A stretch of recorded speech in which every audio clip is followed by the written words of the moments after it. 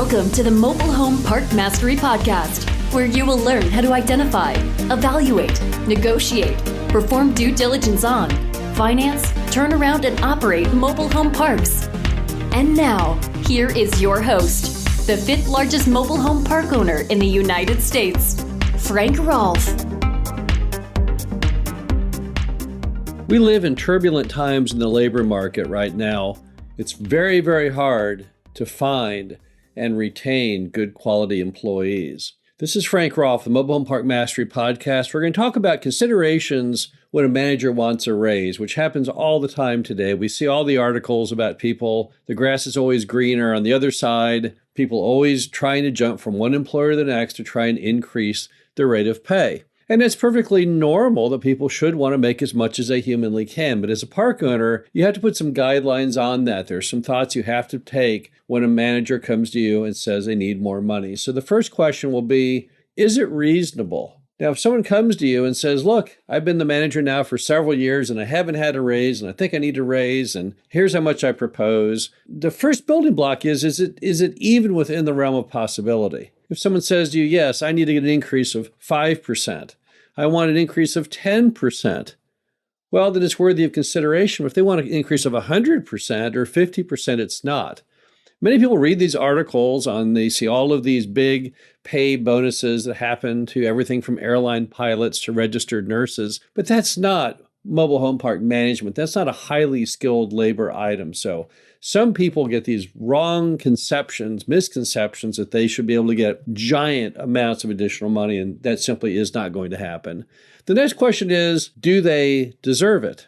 Now, if you've got a mobile home park and you've filled a lot of lots, and you filled those lots because not only you very smartly bought a very good location and a very good park, but also you went out and put together a capital source and started bringing in new or used homes to those lots. Let's be honest, the manager is not the reason that you have so much greater occupancy. It was based on things that you did, things that maybe others did, but not really the manager. Now, however, if the manager was a very integral part of the sales process, and they went out there and they really worked hard answering the phone and showing homes to customers, then that's a different deal. Also, if you have collections and the collections are very, very high, and that's because the manager's been going door to door to get them, as happened frequently during COVID, okay, again, that's worthy maybe of extra effort and compensation, but not if the reason you have better collections now is everyone just got an automatic withdrawal every month. Therefore, the manager really isn't even a part of the collections process. So the key thing is, do they deserve it? Is the things that they are saying that are so good about the mobile home park, are those things that they actually contributed to, or did they not? Number 3, can you get there using bonuses or commissions as opposed to simply increasing their regular pay? For example, if they say, well, I'm having to work all these extra days and times answering the phone and showing homes to get them sold to increase the occupancy, can you pay them instead of just raising them a flat amount? Can you raise them with a commission or bonus? There's 2 benefits to that. Number 1, therefore now they're being compensated by their actual contribution.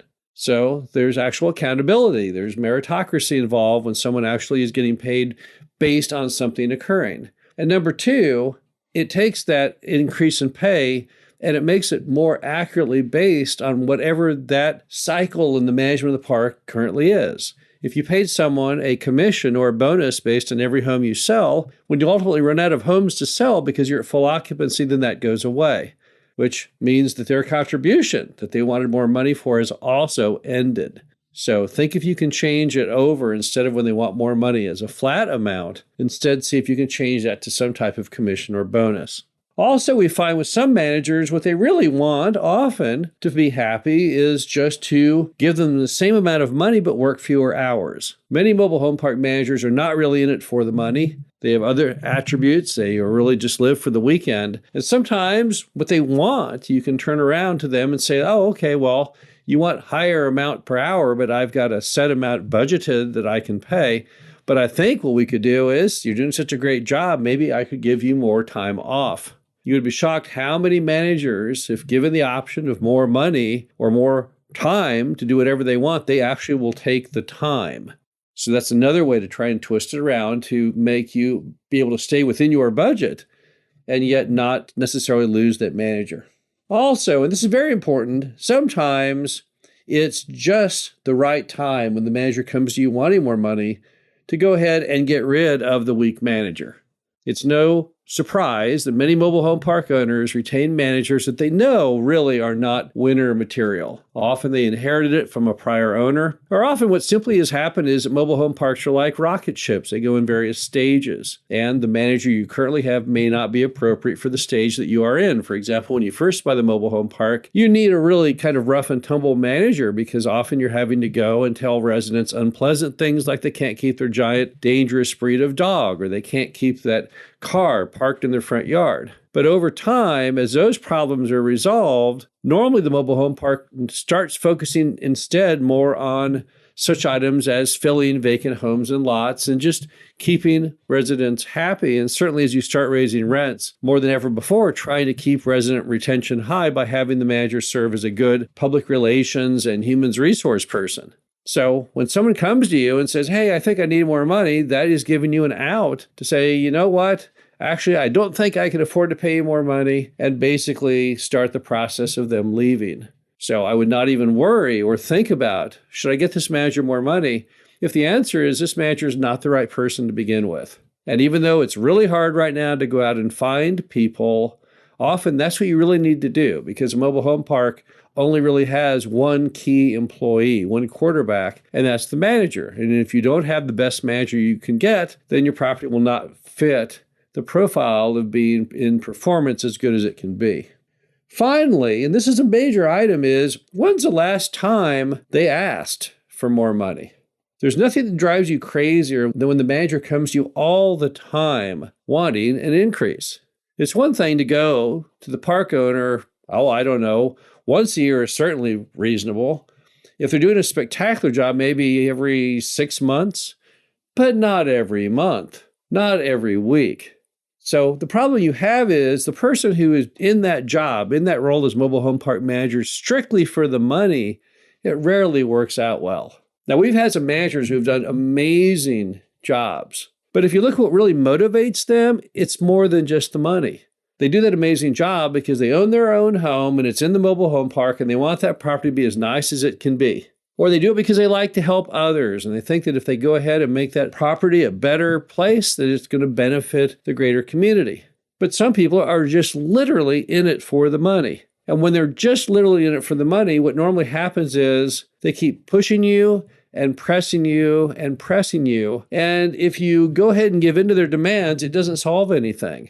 No sooner did you get it resolved of that raise, they're right back at you again saying, oh gosh, well, you know what? I've got this better offer over here, over there. And if you can't match it, I'm just going to go ahead and leave.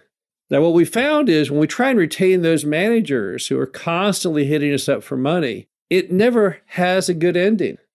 Every time we think we have the problem solved, every time we think, well, it's worth to go ahead and give them this bonus because gosh darn it, they have done a pretty good job.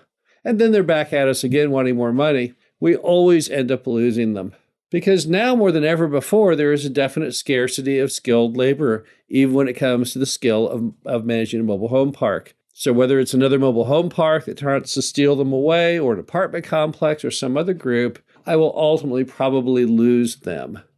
And so therefore, it's not even worth our while to spend a whole lot of time and energy on the person who's always relentlessly wanting more money, because in the end, no matter what I do, I'm always going to lose them anyway. That's the way that it works. All park owners are always hoping they can get that kind of lifetime manager situation, and it is attainable. We've had it many times. Typically, someone who already lived in the park when we bought it, they become the manager.